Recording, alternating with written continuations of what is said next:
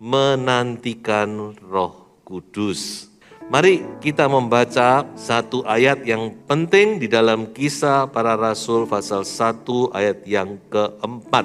Pada suatu hari ketika ia makan bersama-sama dengan mereka, ia melarang mereka meninggalkan Yerusalem dan menyuruh mereka tinggal di situ menantikan janji Bapa yang demikian katanya telah kamu dengar daripadaku dan seterusnya. Ini adalah salah satu pesan penting dari Tuhan Yesus sebelum Tuhan Yesus naik ke sorga. Sebelum Tuhan Yesus naik ke sorga, Tuhan memberikan satu pesan yang penting kepada murid-muridnya, supaya mereka tetap tinggal di Yerusalem. Untuk apa mereka tinggal di Yerusalem? Untuk menantikan janji Bapa. Jadi Bapa berjanji, dan sekarang Tuhan Yesus berkata, nantikan di Yerusalem. Berapa lama Tuhan menanti? Namanya menanti, ya tentu ada waktunya, Tuhan tidak beritahu. Pokok kamu tunggu saja di Yerusalem. Nah, bagaimana dengan murid-murid setelah Tuhan Yesus naik ke sorga? Mari kita baca ayat selanjutnya.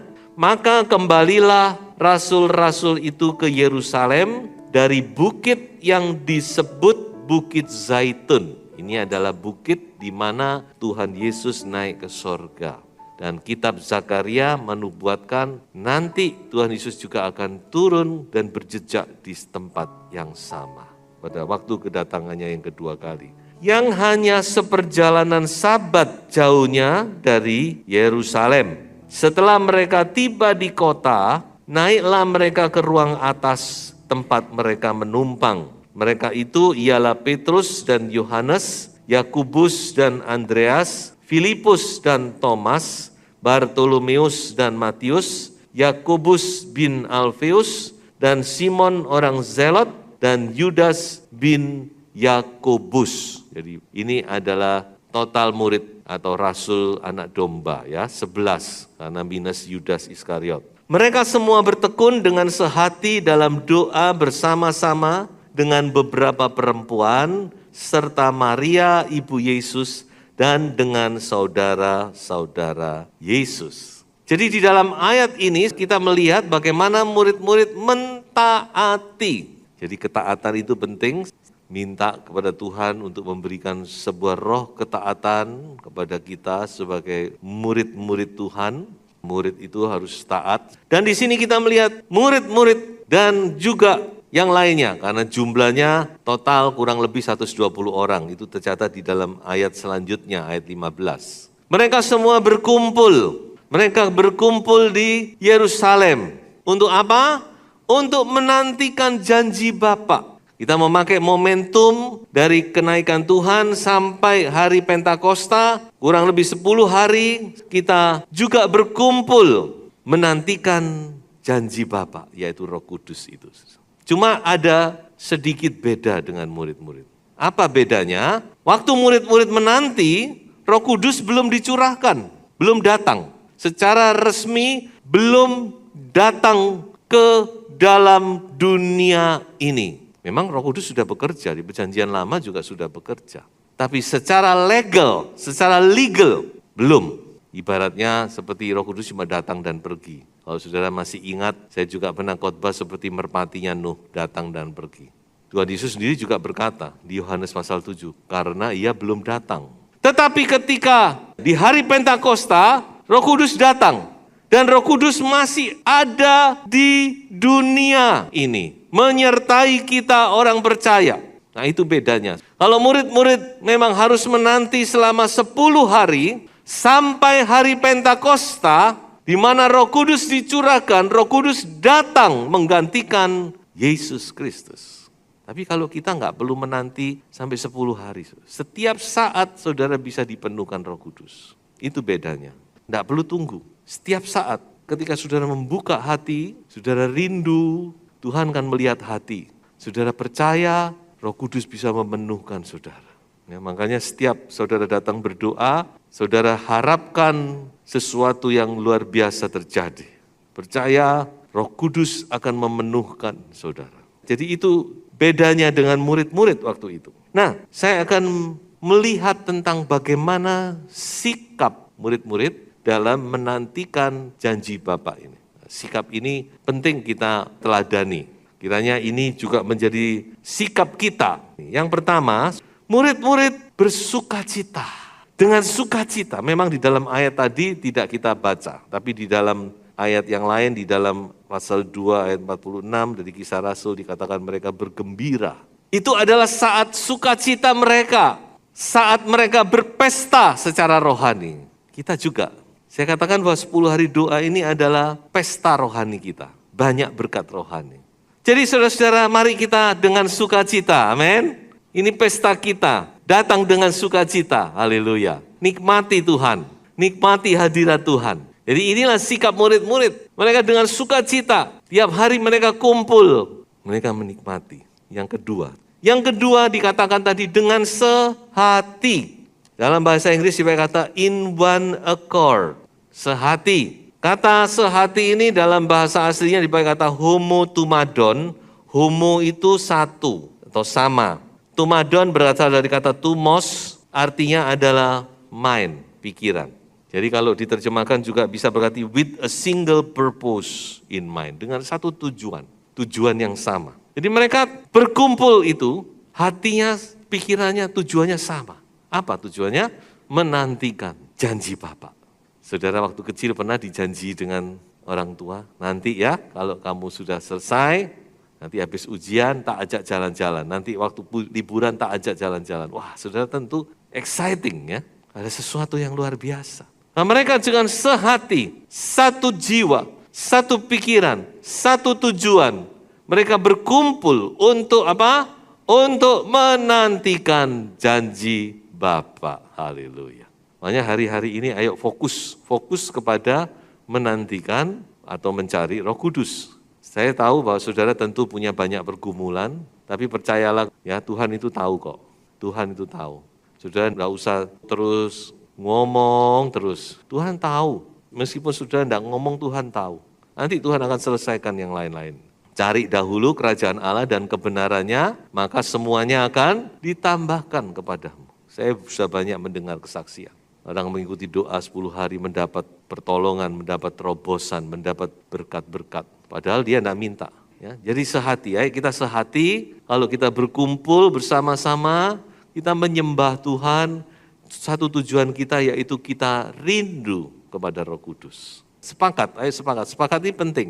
Dengan sehati. Dan yang ketiga, saudara-saudara, dikatakan mereka bertekun di dalam doa. Jadi mereka berkumpul dengan berdoa, bertekun, terus tekun. Ayo kita mau sama-sama, saudara, tekun dalam doa. Saudara percaya bahwa Roh Kudus itu akan dicurahkan bagi saudara secara pribadi. Ini kesempatan yang luar biasa. Ya, jadi 3 hal ini, saudara, sikap dari murid-murid. Dengan sukacita, mereka sehati, mereka bertekun di dalam doa. Haleluya. Inilah yang harus kita miliki hari-hari ini, datang dengan sukacita. Jangan dengan terpaksa, jangan dengan terbeban, dengan sehati kita berdoa dan saya percaya Roh Kudus akan dicurahkan. Ada satu hal lagi yang ingin saya sampaikan, yang penting, yang perlu kita mengerti tentang Roh Kudus, khususnya tentang baptisan Roh Kudus. Nah, ada 3 hal penting, ini perlu saudara mengerti ya. Yang pertama, Roh Kudus itu karunia.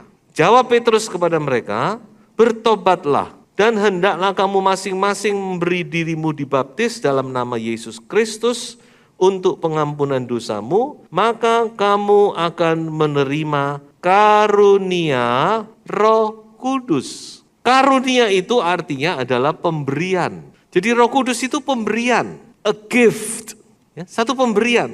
Jadi bukan karena saudara cukup saleh, cukup baik, lalu saudara diberi Roh Kudus. Tidak ada kaitannya dengan perbuatan kita, dengan kesalehan kita. Tapi Tuhan mau memberi, pemberian itu, a gift.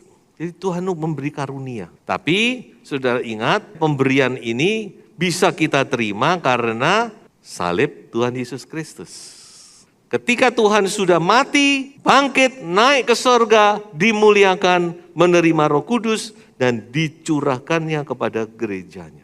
Jadi Tuhan yang bayar, masalah yang lain-lainnya Tuhan yang menyelesaikan. Kita cuma tinggal nerima, kan enak susah. Pemberian, ya diterima, ya toh. Oh dikasih kok nggak diterima, kan sayang bukan? Nah Roh Kudus itu pemberian, Tuhan ngasih Anda. Mau terima? Ayo diterima, ya toh. Kalau mau terima ayo datang, Tuhan mau kasih. It is a grace, it is a blessing, it is a gift from God. Dia pemberian, wis tidak usah ngoyong-ngoyong, tidak usah ngatot-ngatot. Tuhan mau kasih kok saudara, tidak usah saudara jerit-jerit, bengok-bengok, percaya saja. Saudara ini semua anak-anak Bapak mengasihimu, haleluya. Dan firman Tuhan berkata, karena engkau anak, aku curahkan roh anakku kepadamu. Galatia pasal 4 ayat 6. Sudah saudara dengan iman, percaya, dengan sukacita, dengan syukur, saudara terima pemberian ini. Amin. Yang kedua, Roh Kudus harus diterima dengan iman. Yesus Kristus telah membuat ini supaya di dalam Dia berkat Abraham sampai kepada bangsa-bangsa lain. Sehingga oleh iman kita menerima roh yang telah dijanjikan itu. Oleh iman. Perhatikan, oleh iman kita menerima roh yang telah dijanjikan itu. Jadi Roh Kudus itu kita terima oleh iman, dengan iman. Percaya maksudnya. Satu saat saya khotbah di remaja, saya tanya anak-anak remaja, saya keluarkan uang cepek jing. Siapa yang mau? Mereka mau tapi ragu-ragu. Ini sungguhan apa enggak? Enggak ada yang maju pembinanya saudara. Langsung diambil. Kadang-kadang kita nggak percaya. Tuhan mau kasih, kita nggak percaya. Ayo percaya. Amin. Percaya. Roh Kudus itu pribadi Allah sendiri. Dia mau memenuhi engkau. Dia mau membaptis engkau. Sudah harus percaya. Baptisan Roh Kudus itu sudah harus percaya. Ya, saya tidak bisa bicara banyak. Saudara kalau mau lebih jelas, bacalah Kisah Para Rasul. Mungkin sudah baiknya ya. Sambil saudara berpuasa, sambil saudara baca Kisah Para Rasul. Saudara akan melihat bahwa baptisan Roh Kudus itu satu pengalaman yang real. Nah, yang ketiga, yang terakhir. Roh Kudus adalah untuk setiap orang percaya. Berarti untuk saudara, juga untuk saya. Setiap orang, tidak terkecuali. Coba kita baca ayatnya, Kisah 2 ayat 39. Sebab bagi kamulah janji itu, dan bagi anak-anakmu, dan bagi orang yang masih jauh, yaitu sebanyak yang akan dipanggil oleh Tuhan Allah kita. Amin. Petrus berkata, Roh Kudus itu bagi kamu, bagi anak-anakmu, juga bagi banyak orang nanti yang akan dipanggil oleh Tuhan menjadi anak-anaknya. Jadi Roh Kudus itu untuk setiap orang percaya. Baptisan Roh Kudus untuk saudara, juga untuk saya. Ada yang berkata, oh itu hanya untuk hamba-hamba Tuhan, hanya orang-orang tertentu saja. Tidak. Alkitab tidak pernah berkata demikian. Alkitab tidak pernah membeda-bedakan. Alkitab berkata bahwa Roh Kudus adalah untuk saudara. Amin. Dan juga untuk saya. Untuk kita semua. Haleluya. Percaya saudara-saudara ya. Mari hari-hari ini kita mau mencari. Barang siapa, setiap orang yang mencari, dia akan mendapatkannya. Haleluya.